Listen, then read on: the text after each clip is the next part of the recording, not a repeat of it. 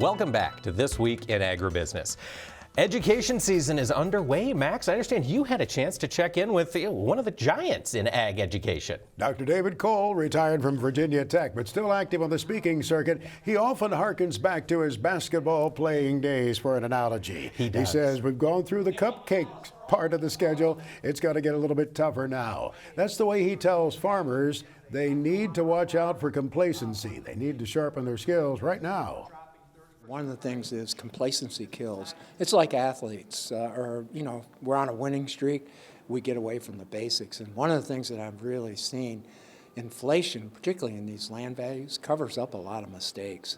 And so one of the things that I'm really seeing, and of course we're seeing at this conference, the real good producers saying, oh, we better have a good game plan coming up, and we better get back to our basics and follow our fundamentals. I am seeing this, and of course I've been through many of these cycles.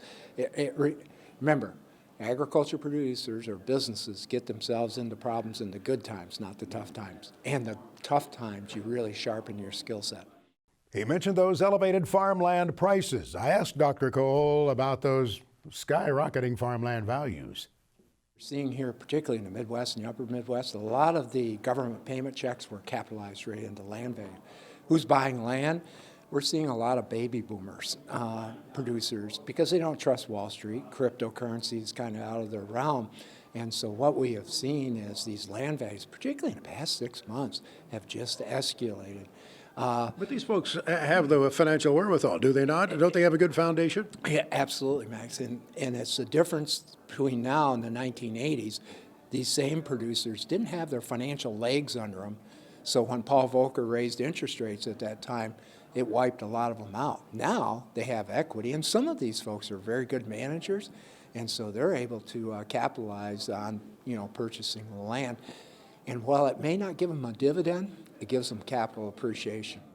At the Farm Futures Business Summit, several of the speakers talked about that risk of higher interest rates that hangs out there. Dr. Kohl said he hopes we don't see the kind of rising interest rates we did back in the 80s, but it's going to feel kind of tough because we've been so low so long.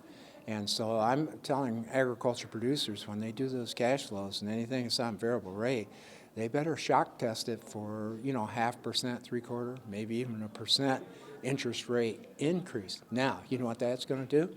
It's going to squeeze a already squeezed margin. 2 years ago, we could handle it. Now, it's really going to challenge us.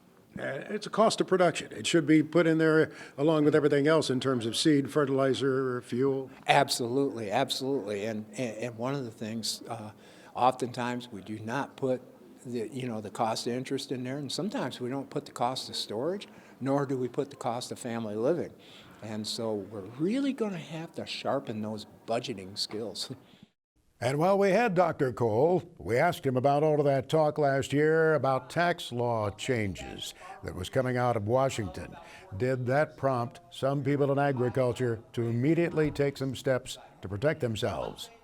It picked up steam, particularly this last fall. Of course, after things kind of fell through, it's gone on the back burner. But I tell people, it's not about the estate plan. It's also about the transition plan to the next gen. And as I told the group today, when I survey young and beginning farmers and ranchers, what keeps them up at night? Interest rates or weather, inflation. But the number one, we don't know what mom and dad and grandpa and grandma have in these. They're holding us hostage. And so I really feel, regardless of what happens in Washington, D.C. on the tax realm, a focus on transition planning is going to be critical.